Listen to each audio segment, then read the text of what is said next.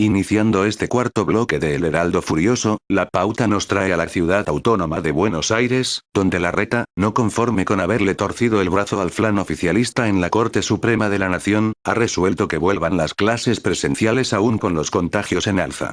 Obviamente, nos parece al menos desatinado en este momento que los niños vuelvan a las aulas. Más allá de toda discusión, apelando al sentido común, y no al fanatismo canceroso de hoy, nos parece que el jefe de gobierno no tiene elementos que pueda mostrar para convencernos que no es al menos negligente, imprudente y peligroso retomar las clases presenciales. Sin llegar al fanatismo criminal del otro lado de la grieta, que le echa la culpa de todo a lo que hace Larreta, como si gobernara Macri aún. Para esa gente irreflexiva y cegada por el odio todo se explica de forma simple, el otro es malvado y nosotros somos los buenitos. Nosotros no nos conformamos con eso, porque sabemos que ambos son las dos caras de una misma moneda de cuero. A continuación les brindamos los 5 minutos en los que el jefe de gobierno explicó cómo siguen y qué medidas se tomarán para los próximos días con respecto a la pandemia de COVID en la autónoma. En función de los datos, de la evidencia, de la evolución de la situación sanitaria, en las próximas semanas vamos a seguir de la siguiente manera. De acuerdo a lo que establece el DNU nacional, las restricciones actuales continúan durante este fin de semana, pero a partir del lunes, tal cual nos comprometimos, vamos a volver al esquema que regía el viernes anterior, el viernes 21. ¿Qué significa eso? Primero, que la circulación general vuelve a estar restringida de 8 de la noche a 6 de la mañana. Los bares y restaurantes van a volver a atender en espacios al aire libre, con mesas hasta 4 personas o grupos familiares. Eso hasta las 19 horas. Después de esa hora, pueden seguir haciendo delivery o retirando la comida en el local. Los comercios no esenciales van a volver a abrir hasta las 19 horas. Y también vuelven la industria, la construcción. En el caso de la construcción, las empresas que realicen obras más grandes, más de 1.500 metros cuadrados, tienen que garantizar el transporte privado de sus trabajadores. Esto es fundamental para dejar el transporte público a las personas que trabajan en tareas esenciales. Vuelven también los deportes hasta 10 personas, sin contacto, al aire libre, obvio. Las ceremonias religiosas también hasta 10 personas, al aire libre. Ahora, en la ciudad hay una gran concentración de oficinas, de sedes de empresas, estudios, contables, de abogados, donde hay una dinámica de trabajo de lugares cerrados. Por eso las actividades profesionales van a seguir con trabajo remoto. Yo vuelvo a insistir, es muy importante que evitemos todos los encuentros de todo tipo, encuentros sociales, familiares, laborales, en lugares cerrados.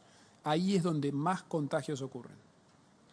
Y para el otro fin de semana, el del 5 y 6 de junio, el DNU nacional establece volver a las restricciones que rigen actualmente, solo para esos 2 días de fin de semana. Es un momento de gran incertidumbre, de mucha angustia. Por eso es tan importante la previsibilidad. Por eso dijimos que después de estos 9 días de mayores restricciones se volvía al sistema anterior. Y por último, la educación, que para nosotros es máxima prioridad. Hace una semana dijimos, las escuelas iban a ser lo último que iban a cerrar y lo primero en abrir, y lo vamos a cumplir.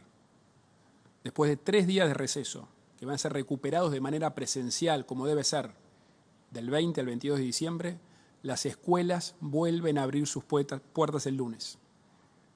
Ahora, con los datos que mostré antes, queda claro que es necesario seguir haciendo un esfuerzo para bajar la circulación. Así que nos vamos a organizar así.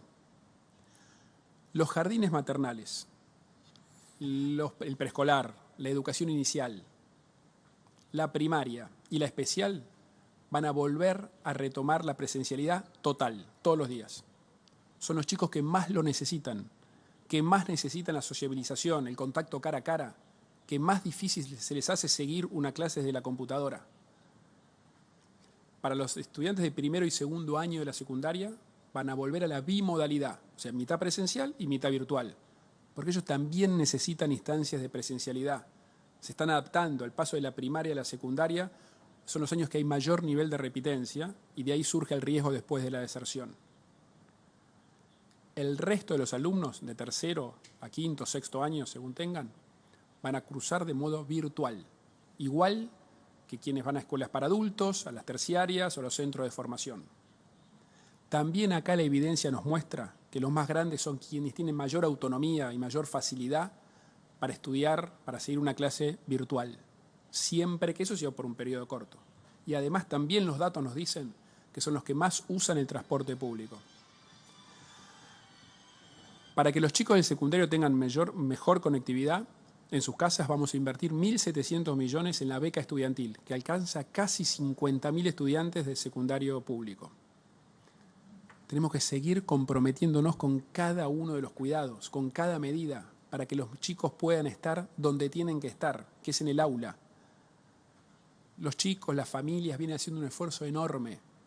Dentro de las familias, especialmente las mujeres, que son quienes más tienen a su cargo las tareas de cuidado y de acompañamiento educativo en los chicos. También los docentes, los directivos, hacen un gran esfuerzo. Con ellos estamos avanzando lo más rápido posible en la vacunación. Y gracias a este esfuerzo de todos, la evidencia nos sigue mostrando que el nivel de contagio en las escuelas es más bajo que en el resto de la ciudad.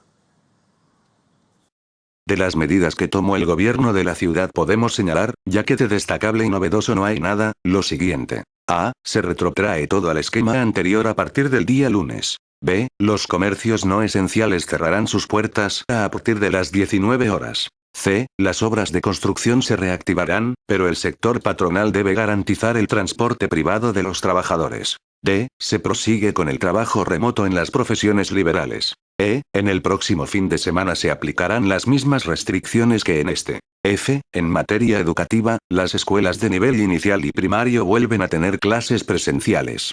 En el caso de los 2 primeros años de la secundaria se hará un esquema de bimodalidad, que sería la mitad de clases en modo presencial y la otra mitad virtuales. G. Se anuncia una inversión de 1.700 millones para garantizar la conectividad para alumnos del sistema de educación pública. Nuevamente, el gobierno de la autónoma muestra pocas ideas para combatir la pandemia, algo en lo que se parece mucho al gobierno nacional y no parece querer mostrar vocación alguna para evitar la conflictividad proselitista en medio de la crisis sanitaria. Nada nuevo bajo el sol, por cierto. La pauta informativa volverá a traernos a la autónoma. El caso Chocobar mostrará el mensaje del Poder Judicial al político en defensa de la represión y el gatillo fácil. Y más información del ámbito nacional e internacional que iremos desarrollando en el devenir de esta quinta emisión del Heraldo Furioso. No se vayan.